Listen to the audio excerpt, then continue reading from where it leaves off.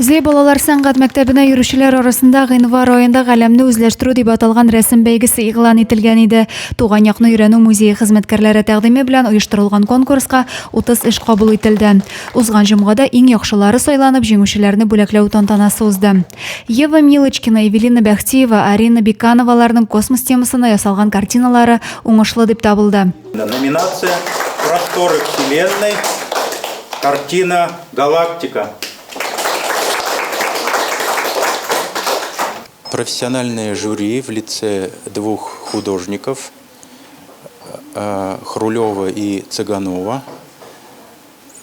Победители определялись слепым голосованием, то есть члены жюри не знали, чьи это работы, не знали ни педагогов, ни авторов, слепым голосованием отбирались. Музей хезмәткәрләре космос темасын очраклы сайламаган Зей Чернушка кушаматлы эт утырган космик аппаратның иске Тәкмәк авылы янына төшүе белән тарихка кереп калды. Картина ясау өчен укучыларга 1 айдан артык вакыт бирелде. Картина называется «Герои». Сложности не припоминаю, чтобы такого было.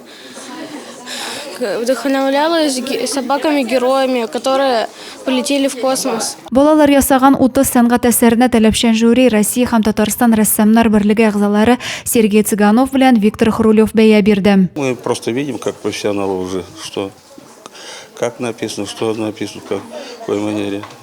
Это очевидно уже для нас, как бы, вот так. Рәсем конкурсында катнашкан укучылар һәм аларның остазларына рәхмәт хатлары тапшырылды. Музей хезмәткәрләре белән киләчәктә дә бергәләп эшләргә сүз куештылар. Адилә Бөрханова, Александр Тимофеев, Максим Майоров, Зей хәбәрләре.